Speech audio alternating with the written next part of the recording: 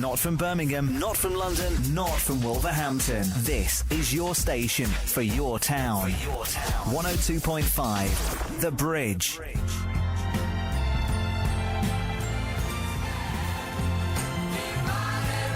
Brotherhood of Man, United We Stand on the Big Decades with me, Mark Spate, on 102.5 FM and around the world on all the W's, thebridgeradio.net. We gave 2 pairs of tickets to give away earlier on to 2 lucky winners, Caroline Thompson, who's from Stourbridge, and Pamela Midgley from Castle Bromwich, going to see Brotherhood of Man at Castle Bromwich on Thursday evening. Now, Brotherhood of Man, they're a British pop group who achieved success in the 1970s, most notably for winning the 1976 Eurovision Song Contest with Save Your Kisses for Me. The group, who still have the original lineup of Lee Sheridan, Sandra Stevens, Nikki Stevens and Martin Lee, are embarking on a series of tour dates, 2 of them right here in the Midlands. And right now we're joined by the legend himself, Martin Lee. Good morning, Martin. Good morning to you. Well, what an introduction. How do I follow that? Thank you for joining us. How are you? I'm very well. It's a little bit rainy and a little bit cold, but it's nice and warm in the studio. But it's a nice little, it's warm where you are. Well, I don't know so much. It's not cold, but it's a bit grey and miserable down here in London. It's where's that summer gone? I know. We had a couple of nice days a couple of weeks ago, and that's it. Summer's gone. It's a sign that Wimbledon's starting tomorrow. Well, true. That's true. Okay, Martin. Before we have an natter, let's have a quick preview of what is Brotherhood of Man.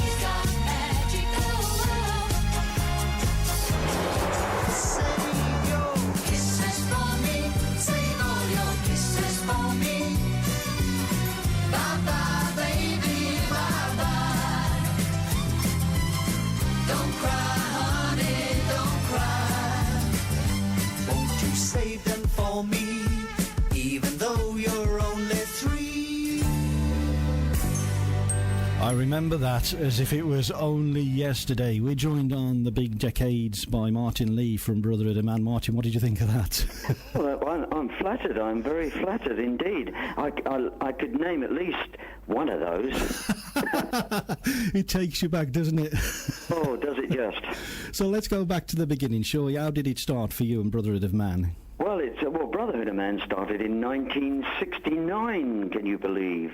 But in those days, of course, everybody was a session singer, and everybody sang on everybody's different records, covered everybody's different records, and all that kind of stuff. In the Beeb, of course, it was just, it was needle time and record time, and of course, needle time was very short. That means playing records, because a lot of the stuff was very much live. We had to go into the BBC at Maida Vale and do all the live recordings in there, and that's how it all started, until the BBC decided, or not the BBC rather, the unions decided that there was too much Brotherhood of Man on everybody's discs.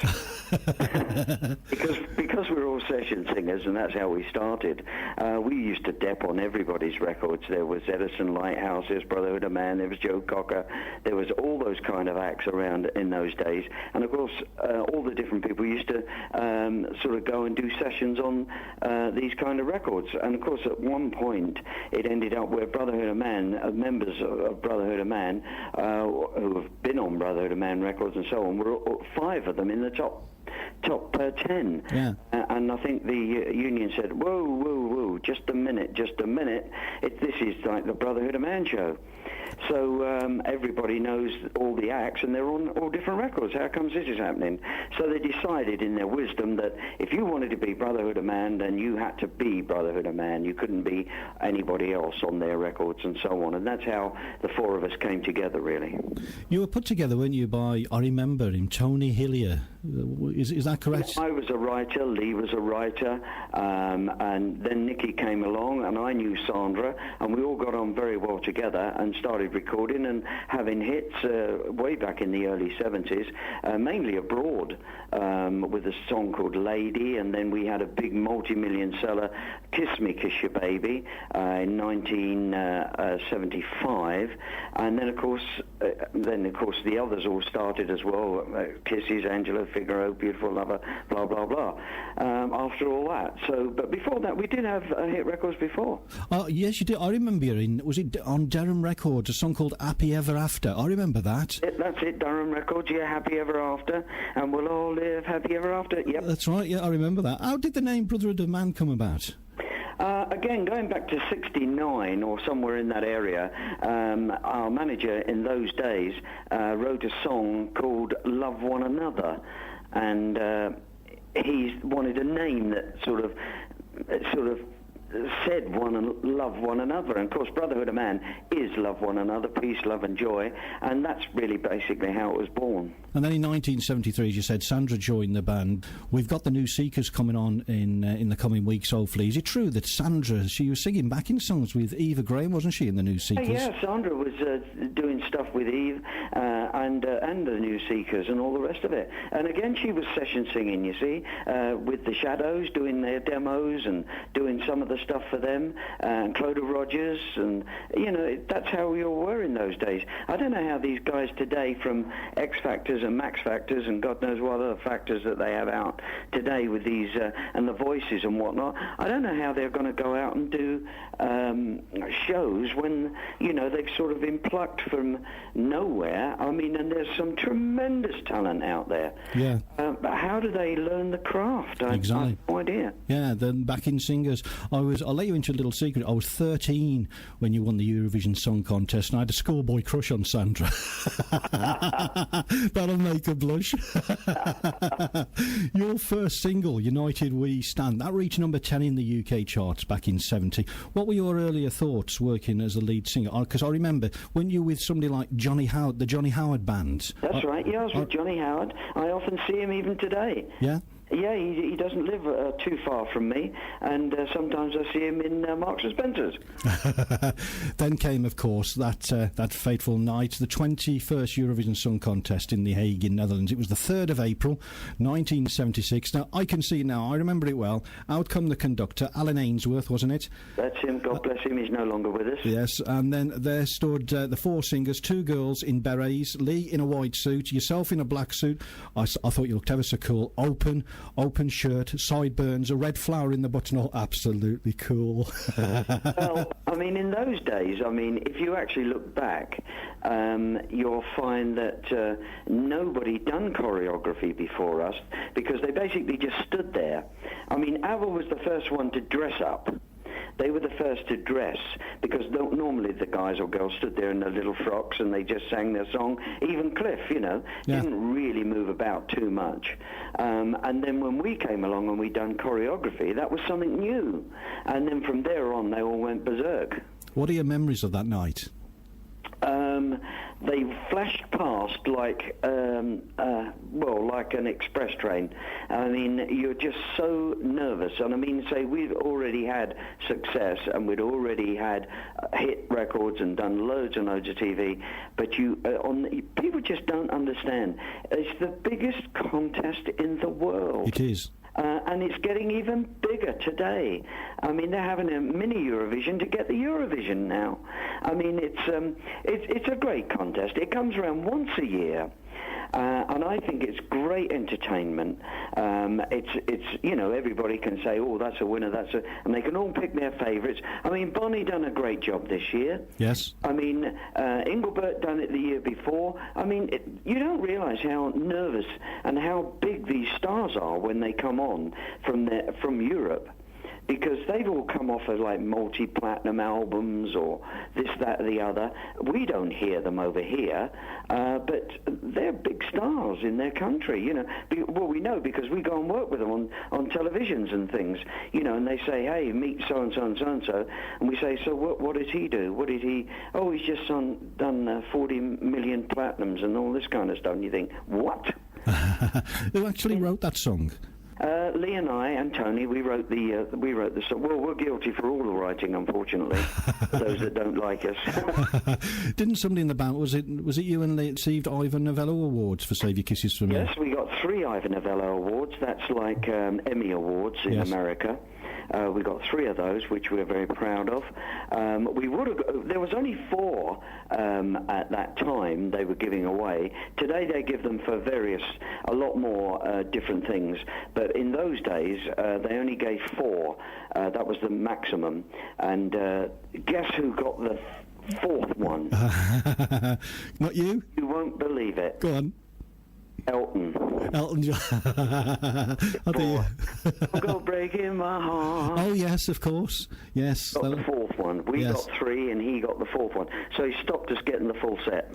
Now, we were talking in the office this week, and I was saying I've got Brotherhood of Man on the show this week, and somebody turned around and said, oh yeah, they're the ones that they rip the skirts off, aren't they?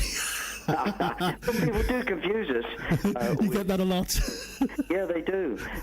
In the early days, we used to get, Sandra used to get mixed up with Bruce Forsyth's daughter. She used to look very much like Julie Forsyth, and she used to get asked going through when we were going in and out of the countries daily, you know, 4 or 5 times a day, how's your father? Used to say, my father? He's been dead a long time. They went, oh, no, he's not dead, is he? We didn't know. She said, who do you think I am? She said, you're Bruce's daughter. I said, no, I'm not Bruce's daughter. Because she used to look very similar to Julie. Yeah, spitting image. Now, we were having a dance. We put Save Your Kisses for Me on in the studio in the week, and we had a little bit of dance. Who came up with the choreography for Save Your Kisses for Me? I'll tell you for why, because we were stood there, and we're looking at some of your routines. I remember you putting your hands on your hips and doing the heel kicks. Everybody did that without any prompting. You put Save Your Kisses for Me on, and they all kicked the heels. Where did that come from? We were in the studios one day recording an album or some songs, and in came this gentleman called Guy Luttman. Now, Guy Luttman was from the show with Aisha, and he used to be with Ollie Owl for the children's shows. Mm-hmm. Early shows. Some people might remember, you know, Aisha and Ollie the Owl and all that kind of stuff. And he came in, and we said, and they shouted down, "Oh, this is the guy that's going to give you the choreography." And we said, "Like what choreography? What choreography?" So he said, "Right, you know, so can we play Save Your Kisses?" So we started playing Save Your Kisses, and he launched into this routine, and we said, "This is a wind-up. You know, this is a joke, right?" And he said, "No, it's no joke. This is what you're going to do." We said, "No, we're singers. We're not dancers." He said, "No, this is what you're going to do." And we said, "No chance." And well, it was just, forget it. It was like saying to me, "Gonna speak German straight away." Forget it. When you speak about Eurovision Song Contest and that song, everybody associates the heel kicks. Everybody does it. Well, it's the thing that became synonymous with the song, and it's as famous as the song, the dance. And we did learn it as obvious, which we did, but it took us a long time. But once we got into it, and because we'd never done any dancing before, we just sung and performed. Yeah. And this was a routine, and we thought, this is especially, I mean, we only do half of it nowadays because, you know, the old Zimmer frame won't allow us to get round too quick. I also remember, talking about choreography, Sweet Rosalie, I remember you on Top of the Pops, marching on the spot with hands on each other's shoulders, and then at the end, everybody in our house went, Oh, whose dog was that? Well, actually, I think it was brought in. In fact, Rosalie, as you know, is a puppy dog. Yeah. But somebody, at one television show, they brought in an Alsatian. I mean, Christ, I mean, we couldn't lift the damn thing up. I mean, but it's supposed to be like a little puppy dog. Well, that, again, was part of the writing for Saviour Kisses for me, because obviously a song has to have an impact instantly when you do the Eurovision. Well, today, people are a bit more tuned in, so songs aren't quite as commercial as they used to be. I mean, remember the high, high, high, low, low, low, da, da, da, and Cliff with congratulations and all that kind of... They were very ultra-commercial songs. And, of course, we were in that era, so we thought, what can we put a song about? We said there's only two things that really... that the whole world, basically, or mainly Europe and Great Britain, will go like, is either about a child or a dog, or a little puppy dog or something. So we wrote two songs, and one of them was the Sweet Rosalie, and the other one was Save Your Kisses. And then we decided that it'd be better to put the Even Though You're Only Three for the child in there, so everybody goes, I always think the beginning of My Sweet Rosalie sounds very similar to the beginning of Save Your Kisses for me, doesn't it? Like yeah, it's one of my favourite songs. As I say, they were both written for that sort of purpose, and then we chose which one we wanted to do.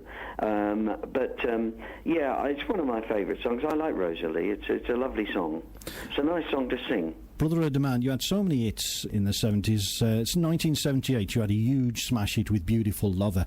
I think that's probably one of my favourites. I played it earlier on. I remember standing in my living room singing to that song, and love the parts where you punch the air. Yeah. I'm standing there punching the air, and then I was doing some research, and I looked on you last week on a video of you punching the air, and everyone except for you had a perm. What was all that about? Well, it was the time of the perm, wasn't it? Yeah. And of course, Lee had good thick hair, and the girls had no problems with that. But of course, my hair was thinning, and of course they're all saying, "Yeah, you got to have a perm, otherwise you don't look right." It's the thing, and so forth. I ended up having a perm. I mean, what a waste of time, because my hair's a very, very thin hair. And Lee has he's still got quite a lot of his hair. Yeah. The girls are fine. It's me that's departed from my hair. I know the feeling. Old age, it comes to all of us. Do you know, there's not a morning I wake up and something doesn't hurt. Grey doesn't bother me. No. That never bothers me. And even losing it doesn't bother me to that degree, because, I mean, half of the people today walk around without hair and they shave it off anyway. Yeah. But, I look at some people, and... you think, now look at his head of hair, a lovely thick grey head of hair. I think to myself, why couldn't I have that hair in my business? That's what I need. And then we look back at the clothes in the 70s, they were brilliant. I remember wearing these great big collared shirts that come down to the tops of the arms, these great big flared shoes and great big platform shoes. We thought we looked so cool, but when we look back on it... That's where I used to think I was 6 foot, I forgot I was wearing all these shoes. That's what made me 6 foot. That's it. I remember I found some old pictures out of me the other day wearing some 70s clothes, and I was cringing, but we thought we looked cool in the day. That was the style of dress, wasn't it, then? It was, but I mean, some of that style is still around today. Yes. I mean, the flares are still hung in there, haven't they? Yes. That's the great thing about the story that we do when we come up on Thursday. We're doing the 70s. It's called the 70s story, and what we do is we take everybody from 1970 to 1979. Now they can come dressed up. We have a lot of people come dressed up in the wigs and the platforms and all the out, as you're just describing it there. We have a lot of that happening. We have a lot of trivia happening. There's not a song in the show that people don't know. We sing, remember in the old days, in the 70s, of course, adverts were like hit records. That's right. Yes. Like things like, I put my blue jeans on, I put my blue jeans on, all those kind of things, and all the adverts were just like hit records. So, and we cover all that situation along with our own hits, along with other people's hits that were massive at the time. We talk about what we wore, what we saw, what we did, what we bought, I mean, let's face it, today, things, you say, that was only 5 years ago, no, maybe 8 years ago, and then when you actually think about it, you say, Christ, that was 20 years ago. Yes, yeah, it goes so quickly. When we go through this show, things that are still around today. Space hoppers. Yes. I mean, that started in the 70s. Yes. All those guys. Rubik Cube, still here. I remember having a nice chopper bike. Remember the chopper bikes? Yeah, that's all 30-odd years ago. Yes. And we take everybody down everybody on a journey, and we have some great fun. We have a lot of trivia. We get them all singing the songs, shouting out the answers, so anybody listening that's coming, get brushed up. I think we've only got a few seats left, so get yourself mobile. You're making me feel old now. Right, we're going to play one of your songs, Angelo. Before we play it, it's so distinctive. The beginning of that song, it starts with like a Spanish guitar. I absolutely love this song. Where did that idea come from, the Spanish theme? Again, we were just sat there. When you write songs, it's sort of like a day job. You go into sort of, for the want of the word, a locked room. You go, two of you, three of you, whatever you are, or even on your own, and you sit there and you've got maybe an idea in your head. You read a news item, you heard a news item, you heard of a good phrase, and you think that would make a good song, or all this kind of stuff. And you sit there with a blank piece of paper and your recorder, and you start strumming away. And Lee came up with a little descending line, and we wrote it basically in about 2 hours. It just came. That's how it came, you know. And then, of course, we finished it off properly a day or two later on. But you do know when you have something that feels good. And I always said to everybody, even when I stood on Top of the Pops, we were number 3 in the charts. And I stood on Top of the Pops and I said, this is number 1. I just feel it. I know it's number 1.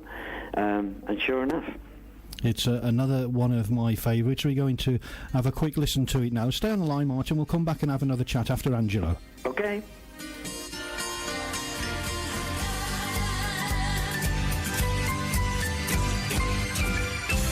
Angelo, Brotherhood of Man. We joined on the Big Decades by Brotherhood of Man's Martin Lee. They're playing the Region this Thursday and another date in July. We'll talk about that very, very shortly. Martin, that video, when we're looking at that video in the week, has it ever been said, Angelo, Nikki looks a little bit like Frida from ABBA in that video? I can't remember what hairstyle she changed her hairstyle so many times, and it was always when we just had a photo session. We'd go in the studio, have a photo session for the next album, for the next single, whatever, and she'd have long hair, and a week later she'd have short hair, and our manager just go mad, you know. We just had a photo session, why did you just change your hair? And vice versa, you know, she'd have it short and grow it long, and that's how it used to be, in and out all the time. So you've lost me whether she had long, short, medium, whatever. Probably going to put you on the spot here. Do you have a favourite Brotherhood of Man song? Yeah, I have a couple, actually. One of my favourite songs is Circus Comes to Town. Mm-hmm. That's on one of our albums. And the other one is Heartbreaker. Yes. It's similar to Angelo in a way, very similar. I think we must have wrote it around about the same time. Heartbreaker is a lovely song, and as I say, Circus Comes to Town. Funny enough, we get people writing to us or emailing to the office and things saying about different songs, and another one was People Over the World. Yes. We wrote this song a long time ago, and that was covered in somewhere in Japan or something on one of these X Factors by a choir, and one of the fans emailed our Facebook and told us about it. I mean, that's where we get all our information from people out there going to our Facebook and saying, hey, did you know la la la la la? Nikki and Lee run the Facebook. Same as like when we've done a show wherever it is, you know, we always say, like, you know, send us your pictures, put them on we'll put them on our Facebook and so on and so forth. So it really works well for that, because we get a lot of information that we wouldn't know about. Yeah, we have a question from one of our listeners, in fact, Gary, who's a big Northern Soul fan. He emailed me, and Gary said this week, if you're speaking to Brotherhood of Man, can you ask them, Reach Out Your Hand? That's one of your songs. It's a huge hit, are you aware, on the Northern Soul scene, and it has been for such a long time. Are you aware of that? Oh, really? Yeah. It's still played in clubs today. No. Yeah. Yeah, I mean, there's lots of things. I mean, we get stuff sent through, from YouTube. Have a look at this. Nikki's found it on YouTube. Something we'd never seen. We could have been, I don't know, somewhere in Thailand, Middle East, Far East, wherever, on the moon, and somebody shoots it through. It's great to receive these things.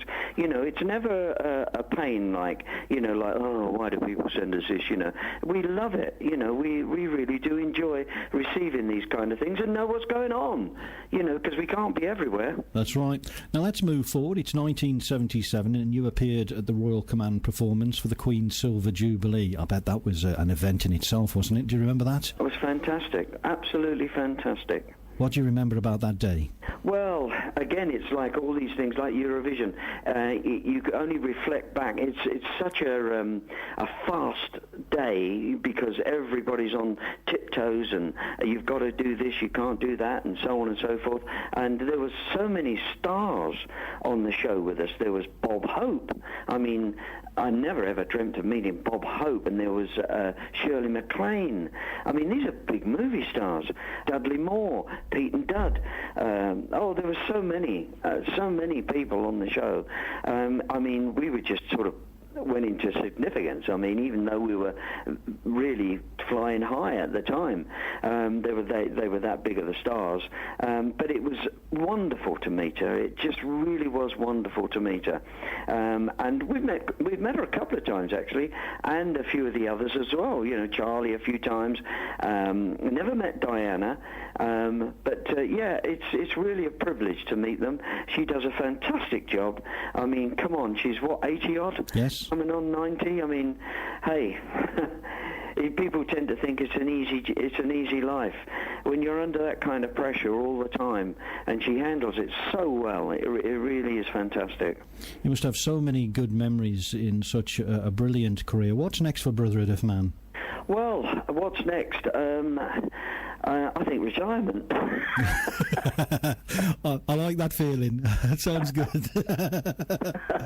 No, well, look, we love doing what we do, and we love the audiences that we have come to see us. We love it, and we wouldn't change that for the world.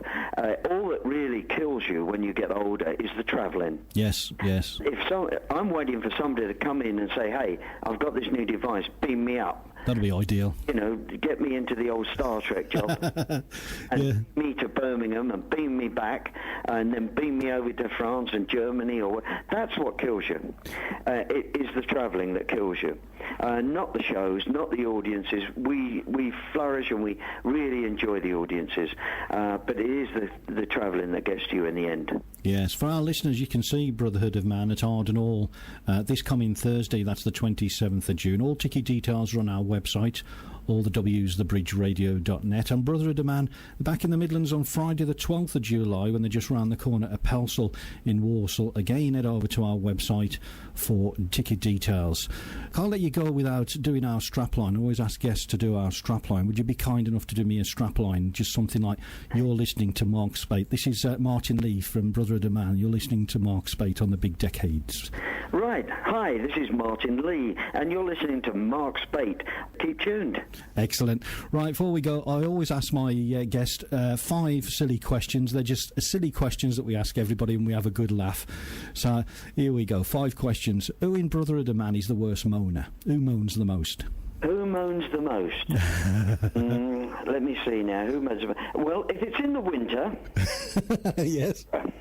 If it's in the winter, it's Sandra, because she's the coldest of us all. Right. We always have to remind everybody to make sure the dressing room's heated up, or we bring in heaters or whatever, because she says, she comes in, she says, why is it so cold in here? Who's the joker in the band? Who jokes the most, messes around the most? Nikki and I. The boys. Always the way. Into mischief. We're always into mischief. This is the most contentious one. Who's the most talented in the band? Who's the most talented in the band? Now, let me see. I should say me, shouldn't I, really? Yeah. Lee's very, very talented. Lee's a very talented boy. He does a lot of stuff. He takes care of all the websites for us, handles most of the booking sides of that. I do most of the magazines and interviews and so forth. We each have a job to do inside the band. Who has the worst dress sense? Who's the worst dressed? Yes, who has the worst dress sense? Oh, God. The voice came back, all of us. On different days we shine. And finally, who has the worst ringtone on their mobile? The worst ringtone? Well, I've got a great ringtone, and Nikki always says, I want your ringtone, I don't know what it is. It's like bongo drums or something or other. And I've got a saxophone if someone sends me a text or whatnot. She said, I want that saxophone, and so forth. So Nikki, I don't know, she just has hers on a vibrate thing or something or other. Sandra never bothers to carry hers. And Lee, no, I don't know what his is. Martin Lee from Brotherhood of Man, thank you for joining us on the Big Decades. We wish you every success in the future. You're welcome. You're more than welcome. I'll see you on Thursday night. Lovely. I'm looking forward to it. That sorted for you. And as I say, we wish you every success in everything you do. And have a good time on Thursday, won't you? We will have a blast. Martin Lee from